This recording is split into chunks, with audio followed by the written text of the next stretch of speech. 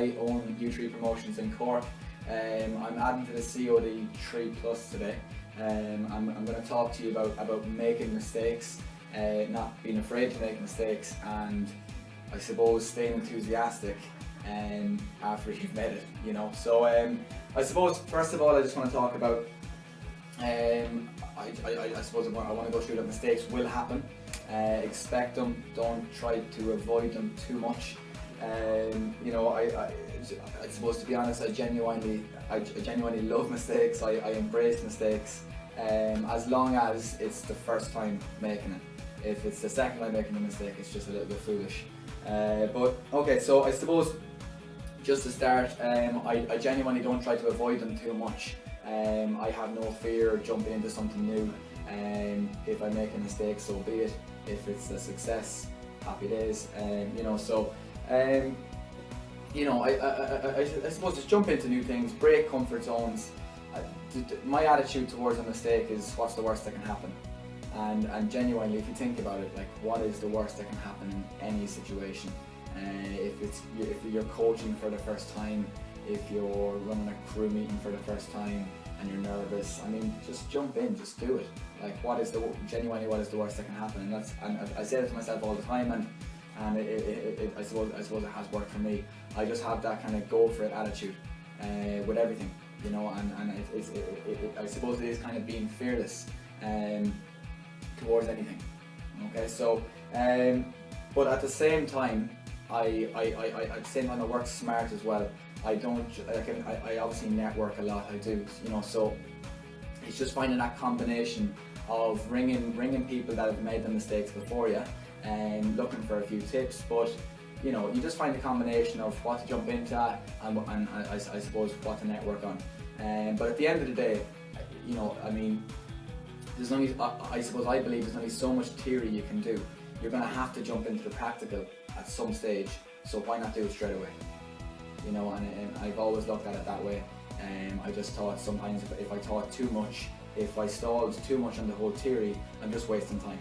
Because at the end of the day, I'm going to have to break that comfort zone at some stage. Let's just do it now. Okay, so a few of the mistakes I've made in the past, coming from a leader, I suppose, to assistant owner, I've made lots of mistakes, and I think that the only reason I actually went through the program fairly fast was because I didn't stall. Every time I made a mistake, I was straight back on it.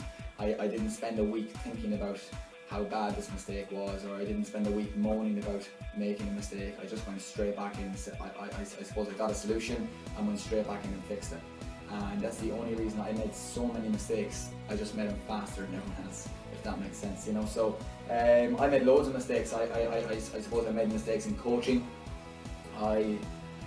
It took me a while to get the hang of coaching. I suppose with coaching, there's so many mistakes you could make. I was holding their hand a little bit too much, and I learned the consequences of not showing new people money.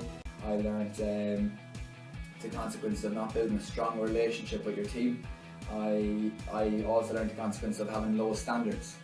But I genuinely believe the best way to learn these things is by actually practically doing them. And like, I mean, I wouldn't learn these lessons. I wouldn't learn these vital lessons if I had got on a conference call.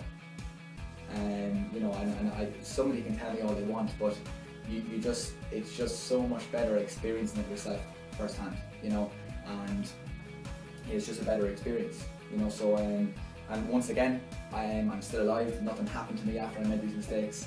I became more educated in the business, so it's a great thing. I don't understand what anyone's afraid of.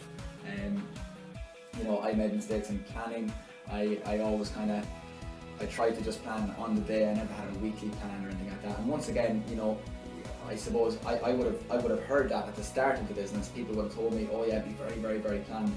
And I would have said, yeah, of course I will, yeah. But you know, then when I got into the practical work, I wasn't planned, and I learned the consequences firsthand. And it's the best way for it, you know. Communication with your guys. I remember I was crew leader before Christmas 2012, and I had 10 people on my team, and everything was going great, so I thought. And I went back home, which was about 3 hours away from my office, Went back home for Christmas, spent time with the family and stuff, and over the Christmas I didn't call one person on my team, and to me that was, I didn't think I needed that. It's crazy to think now, but I just didn't. Nobody really told me I had to, or no one told me I should. I just didn't. As a leader, I wasn't a good enough leader at the time, and I just didn't realise why it was important. I came back in January, and everyone on my team was gone. I couldn't have learned. Nobody could have taught me that on the conference call. Nobody. It felt pretty bad, obviously. You know, I worked very, very, very hard. I think 6 of them were actually first generation. And I worked very hard with a lot of these people, and you know, all of them were gone in 2 weeks. So you know, it hit home, but you can be sure that I had good communication with everyone on my team after that. You know, so I just genuinely believe, and I teach people on my team now. I just teach people not to think about things too much. Just jump in and have the attitude. What's the worst that can happen? You know, I at the same time, I tell them to be smart and have an idea of what they expect, and have kind of guidelines on what to do, but don't overthink it. You know, you maybe network once and just jump into it. Be curious. Okay, so a cool way of looking at it, I think, and an easy and understandable way, is that if you come into my office and you said you wanted to get promoted, and I said, okay, no problem. I said, I have a list of mistakes for you to make, and it's just a list of mistakes. You'd say, okay, that's pretty easy. You just make the first mistake, no problem. And you come in the next day, you make the next mistake, no problem, you find a solution. You come in the next day, make the next one, you find a solution, make the next one, find a solution. There'd be no drama in between, because all you have to do is make mistakes and learn, and just progress. That's all you have to do. And I suppose at the end of it, I promote you. Now, the business doesn't really work like that. You have to hit a criteria, but you hit the criteria by learning from your mistakes. So if it works for you, if it doesn't work for you, well, it worked for me. I just pretended a system like this did exist. I just pretended the more mistakes I make, as long as it is for the first time, the more educated I am.